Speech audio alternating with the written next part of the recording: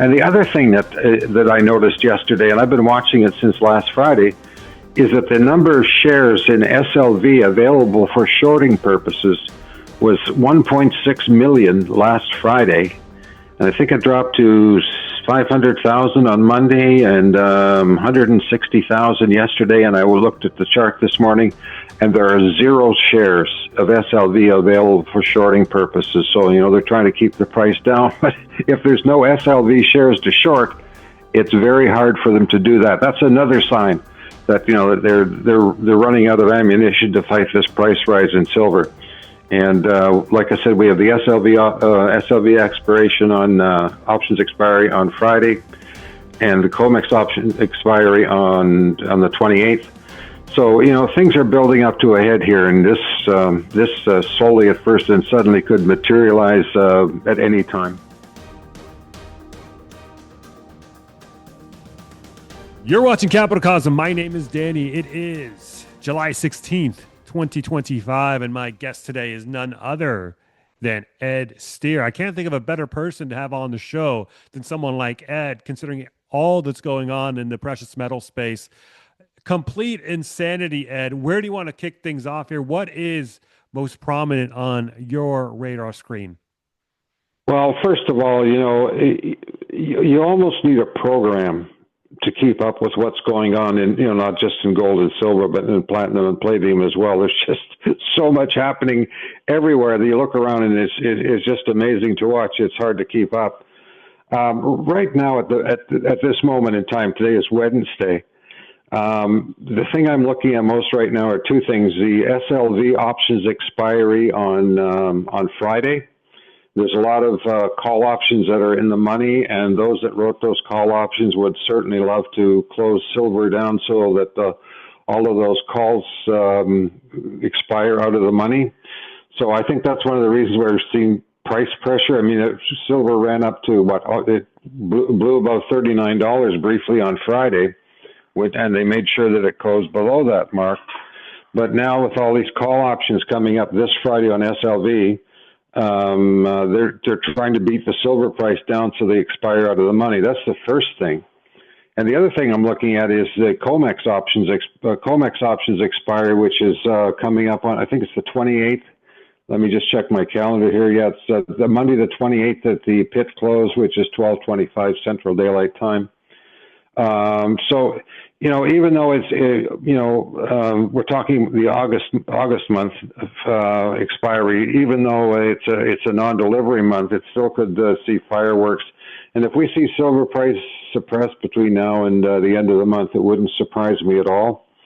But this is a metal that definitely wants to go higher, and all the other metals want to go higher as well. And of course, the only reason that they're not being allowed to is because of the short positions held by the commercial traders. They're making sure that they behave throughout the summer.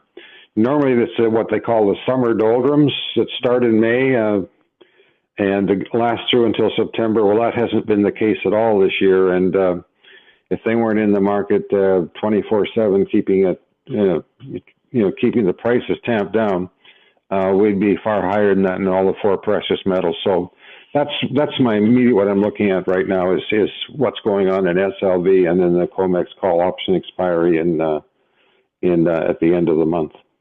Have they been successful, these short sellers, in keeping the price down? Because yes, I mean, the price could have been higher than $38 and some change. It reached $39 a couple of days ago, but nonetheless, I mean, we are in the upper 30s, about to break 40. This was unimaginable about a couple of years ago. I mean, a couple of years ago, it would have made news just to break above 30. We had our annual pilgrimage to the $28 level. Now it's $38 is the norm.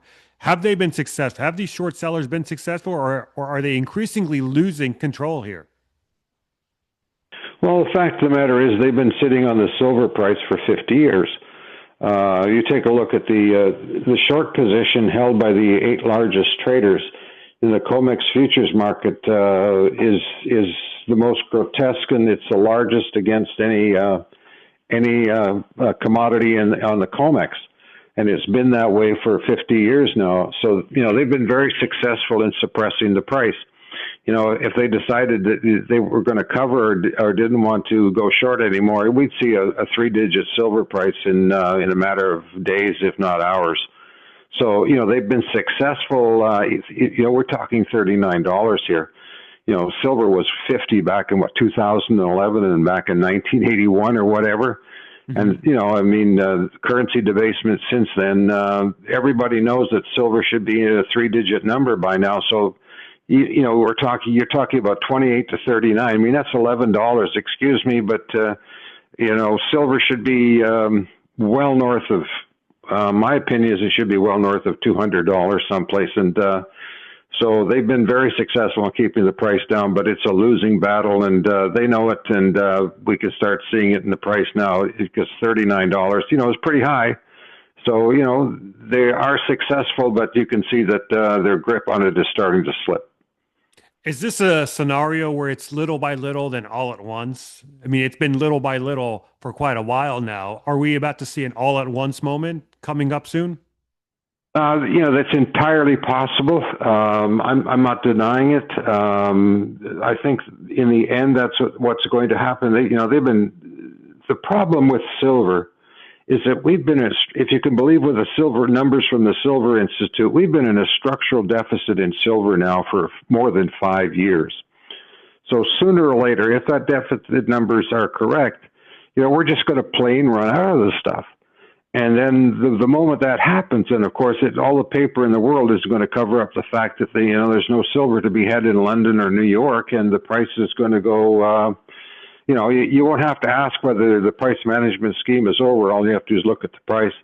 But this is, but they've been sitting on the prices of silver, gold, platinum, and palladium, copper, and crude oil, the big six commodities, I call them, for a very, very long time, decades.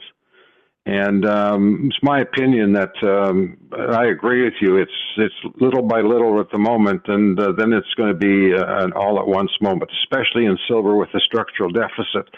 And I will point out at the same time that there's a structural deficit now in both platinum and palladium. So, to see these prices take off the way they have is no surprise, and the same thing should be happening in silver, but of course they're not allowing the big increases in the silver price that, because platinum is up the biggest, up the most so far this year, and palladium is not far behind, but silver is languishing a bit. But it's, like you said, it's little by little, and all of a sudden it's going to go. I don't know what day that is, but it's coming and getting closer all the time.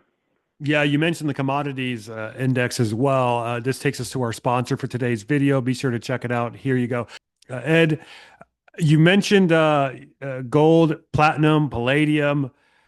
All these metals are getting a bid here, but if you had to choose one, including silver, which one do you anticipate having the greatest run from this point forward? Well, that's a nice softball question, and I thank you for that, Danny. It's silver, and it's been silver for the last 25, 30 years. My own investment portfolio is about 90% silver, and it's a slam dunk, no-brainer as far as return on investment goes, whether you own the physical metal or whether you own the shares in it. I look at my own stock portfolio and how much it's risen since the beginning of the year, and I'm very happy with it. But, if you're going to put your money down like me and everybody else out there these days, silver is where it's at. And when it flies, it'll be on the front page of Time magazine. Have you seen this data come out recently about the lease rates in the London Vault when it comes to silver? Silver lease rates are going through the roof right now over in London. I had a comment about that in my column this morning. I think the lease rates on silver were something over 6%. They could have changed by now. That was yesterday. Right. So, that is certainly elevated. If it gets up over 10 or 15%, then you have a crisis on your hands. But, it's certainly heading that way.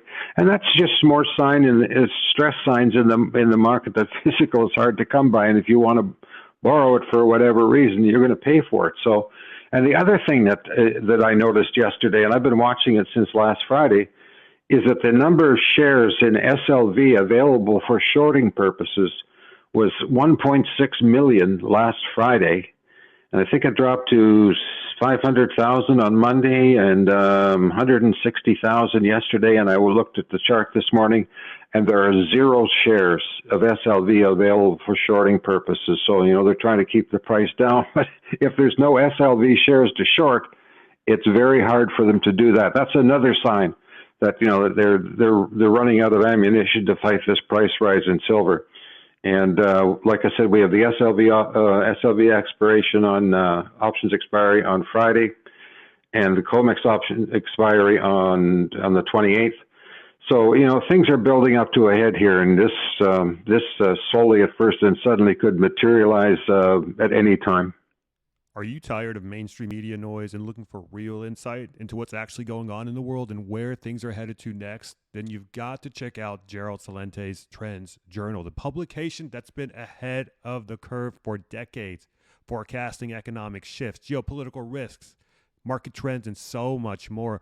Right now, by clicking the link below and using promo code CapitalCosm, you'll get 10% off your subscription. And get this, an annual subscription to the Trends Journal comes out to just $2.59 a week. That's $2.59 a week.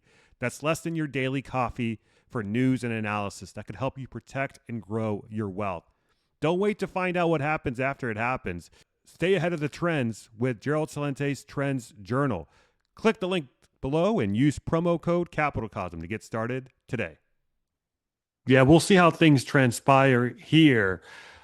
Are we entering a period now, call it stage 2, call it whatever you like, where stage 1, we saw an initial rally in gold. Stage 2, are we anticipating the move, the flight to capital, finally catching up to silver, finally catching up to platinum, and so forth?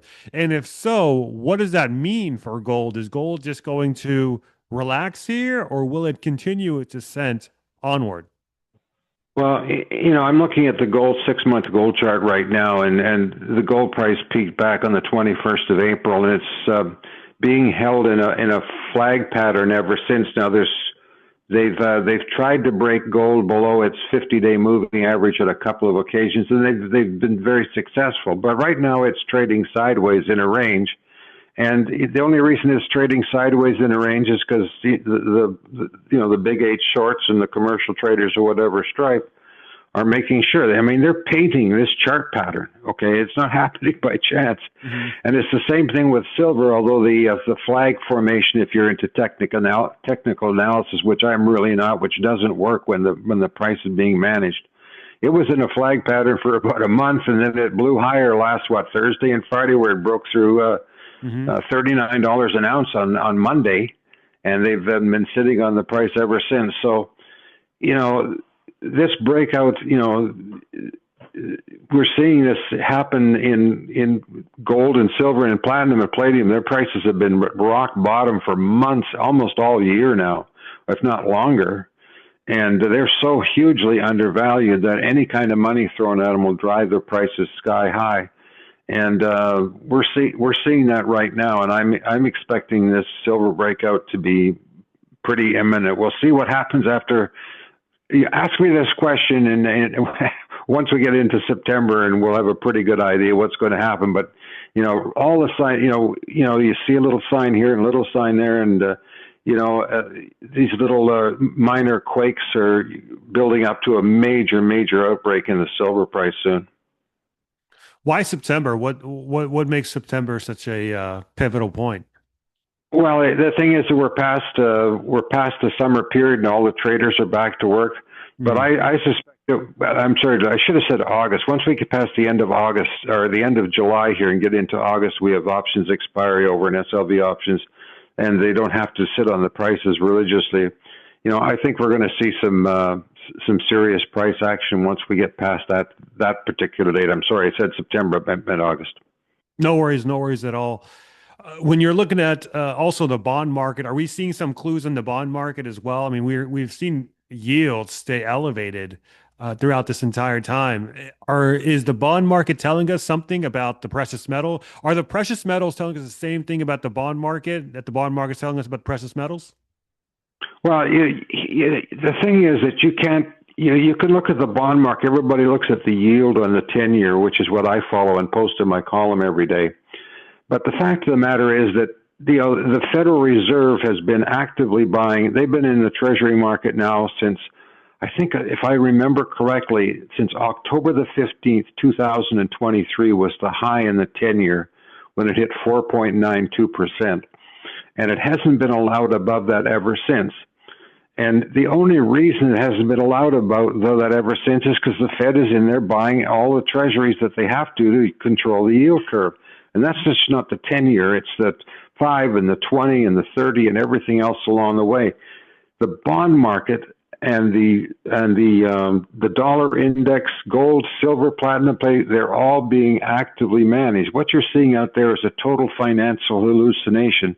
And if the Fed and the big bullion banks weren't sitting on everything, in case of the precious metals for the bullion banks and the Fed for the dollar index and the 10-year Treasury yield, they'd be far, far higher than they are now. You're seeing this whole thing is being held together by just pure rampant money printing. When the manipulators begin to lose control of the gold price and the silver price, will this extend out to all of the other paper markets, let's say, and the rest of the commodities complex and beyond that? Yeah, there's no question about it. We're going to see a meltdown in the stock market at some point, and I'm sure that'll hit the precious metal stocks for a bit. But they just cannot keep this thing up forever. And when silver and gold go, and platinum and plate, when the precious metals are finally released from the shackles that have held them down since for the last 50 plus years, you're going to see a repricing of the entire commodities complex, especially copper.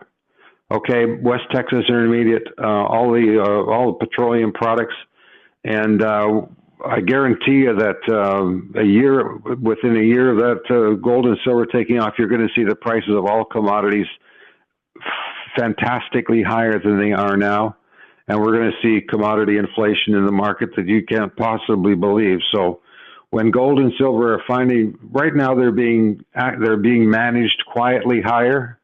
But when they finally are allowed to really, really roar, then you're going to see commodity inflation across the board. So that's, you saying that they're going to all go rise is absolutely correct. That's exactly what's going to happen. Yeah, I mean, this seems like something completely unprecedented, going from a period where you have paper market manipulation and a complete then unwind of that manipulation to something we could never really comprehend. I mean, you look at the commodities complex, commodities have been pretty much beaten down in the dirt. We did have a little bit of a heyday from 2020 up until 2022, but it's been largely kind of depressed since then. So what will happen in that kind of scenario once the paper manipulators lose control of the commodities market? Supply side inflation is probably going to go through the roof. What else happens from that point on? You have to step away and look at the big, big picture. For all of human history up until 1971, every currency was backed by gold or silver or a combination of those two precious metals. And in 1971, Nixon, of course, took us off what was left of the U.S. gold exchange standard. And the world has been on a pure fiat currency paper system since, whether it be the Canadian dollar, the U.S. dollar, the yen, the pound, the euro, you name the currency, it has nothing backed by except for the full faith and credit of their local central banks. So this is unprecedented in human history. We have never, ever been in this situation before.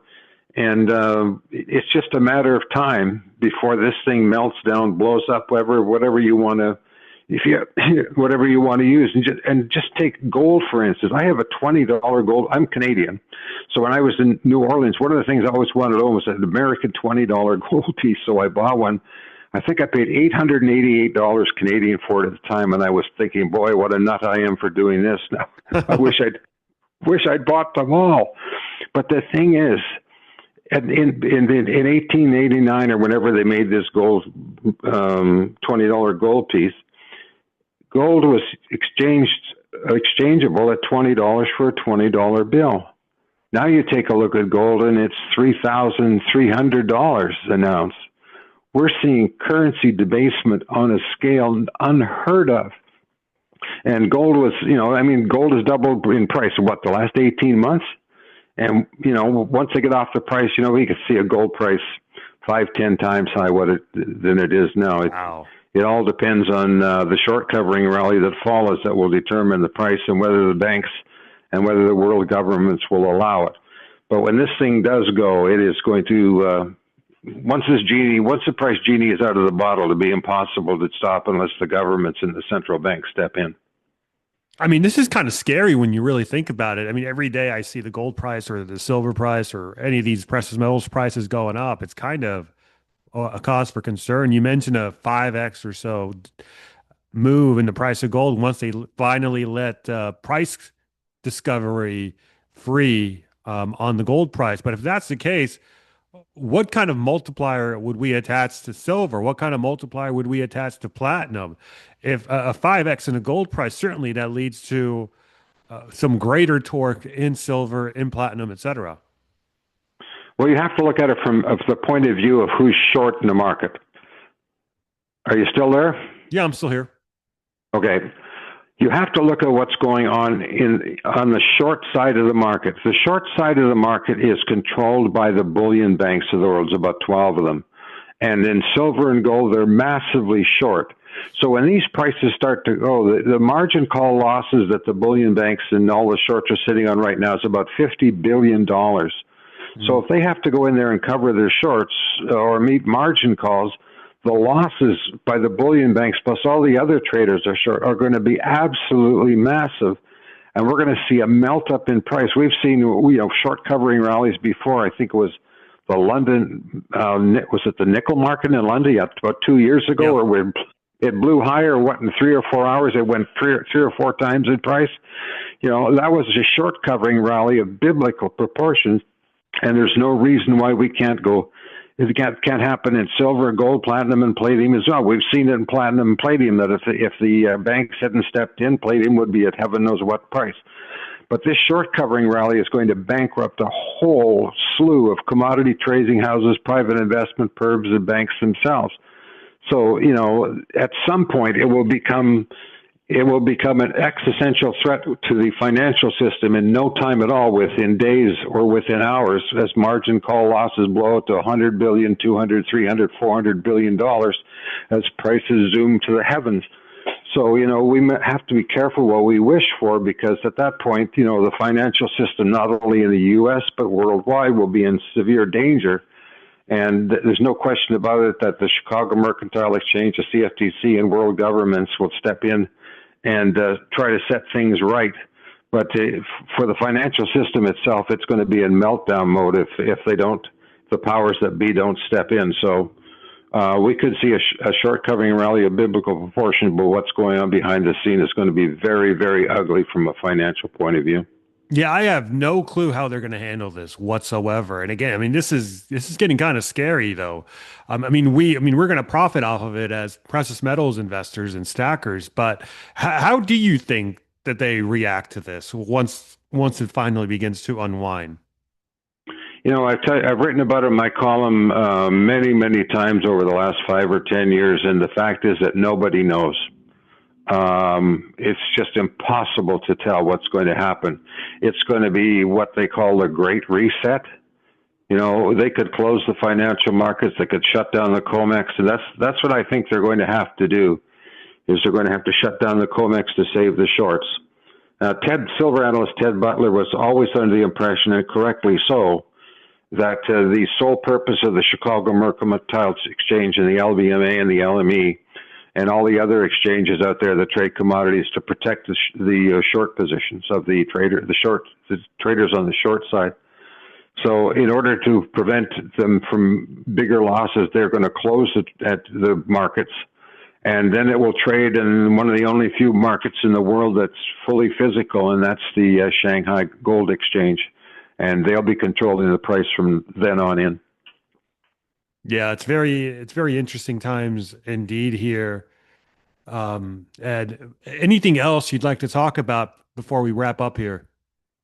No, not really. We're just passing through history, and we're watching, 50 plus years of price management come to an end as the fiat currency system implodes around us, whether it be the U.S. dollar or here in Canada, the Canadian dollar or the yen, or you just pick your currencies. And, the banks know this, the governments know this, and how they react to it when it finally comes crashing down, I just have no idea. But I've been stacking for 27 years now, and I don't intend on stopping. And like I said, I'm just sitting here writing my column every day and watching this thing come to an end. And like you said, it's slowly at first, and then it's going to be suddenly.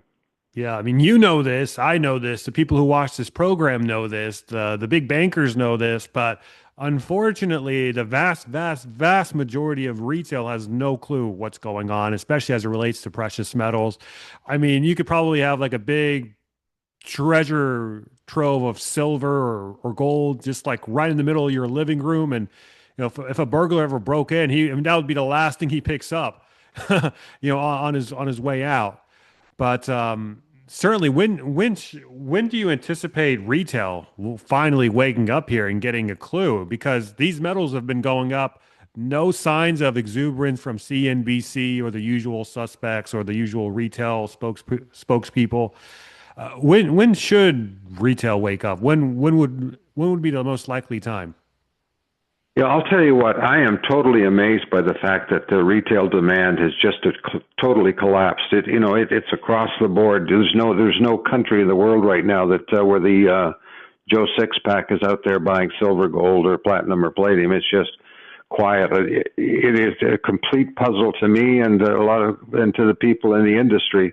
But I can guarantee you that when prices really start to sail, when silver breaks through $40 or $50, then you're going to see people in the market in droves. You're already seeing it by the large institutions.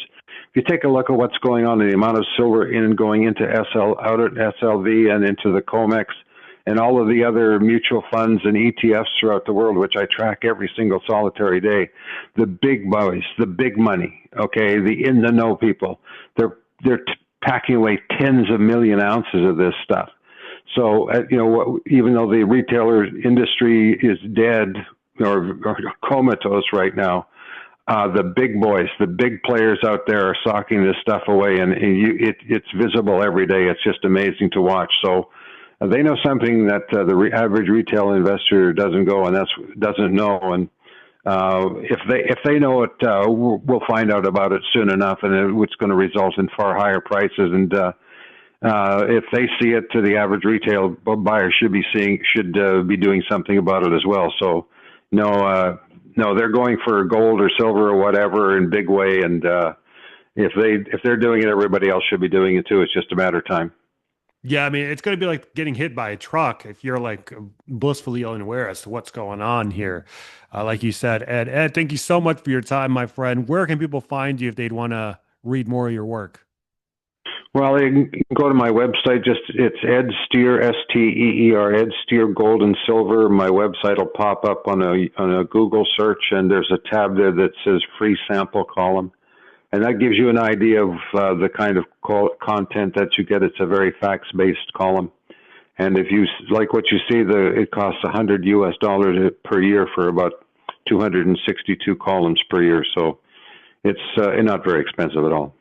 All right. We will have the link to that down below. So check it out, guys, if you're interested. If you got value out of this podcast, drop us a like and comment. Go, Ed, go in the comment section. If you disagreed with anything, that's fine too. But let me know why you disagreed, what you disagreed on.